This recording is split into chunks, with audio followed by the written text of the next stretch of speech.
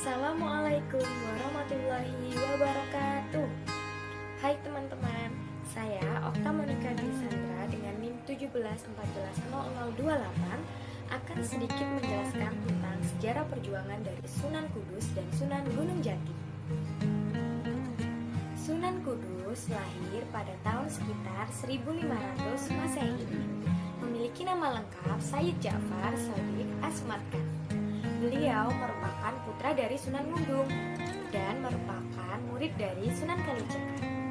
Sunan Kudus merupakan salah satu tokoh penyebar agama Islam di Pulau Jawa.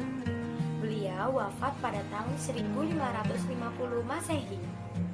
Selanjutnya adalah sejarah perjuangan dari Sunan Kudus. Yang pertama yaitu menarik perhatian umat Hindu dengan menggunakan sapi. Yang kedua adalah dengan menarik perhatian dari umat Buddha dengan menciptakan 8 pancuran atau 8 padasan.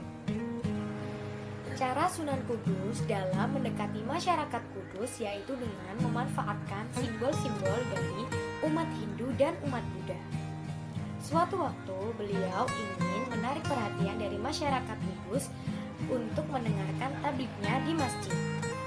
Nah, kemudian beliau menempatkan sapinya atau yang disebut dengan Kebo Gumarang di halaman depan masjid.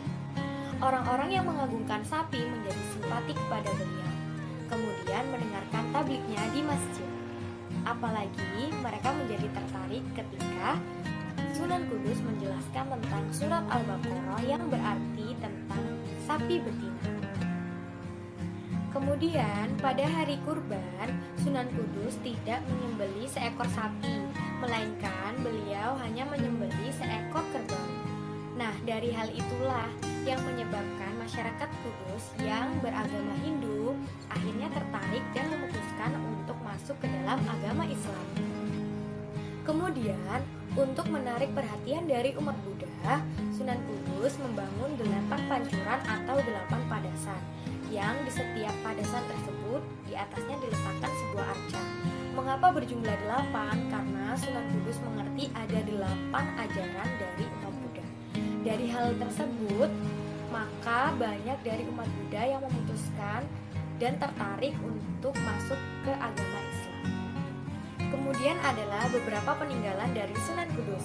Yang pertama adalah menara dan Masjid Kudus. Yang kedua adalah keris Cintoko.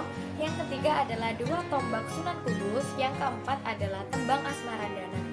Nah, hal yang dapat kita petik dari perjuangan singkat dari Sunan Kudus adalah sikap toleransi yang tinggi dengan menghargai setiap perbedaan yang ada. Nah, itu tadi merupakan penjelasan singkat dari sejarah perjuangan Sunan Kudus. Kemudian adalah sejarah perjuangan dari Sunan Gunung Jati. Sunan Gunung Jati lahir pada tahun 1448 Masehi dan beliau wafat pada 12 Dzulhijjah tahun 974 Hijriah atau pada tahun 1568 Masehi. Sunan Gunung Jati merupakan salah satu tokoh penyebar agama Islam di daerah Jawa Barat. Sunan Gunung Jati memiliki nama asli yaitu Syarif Hidayatullah dan dikenal sebagai cucu dari Prabu Siliwangi.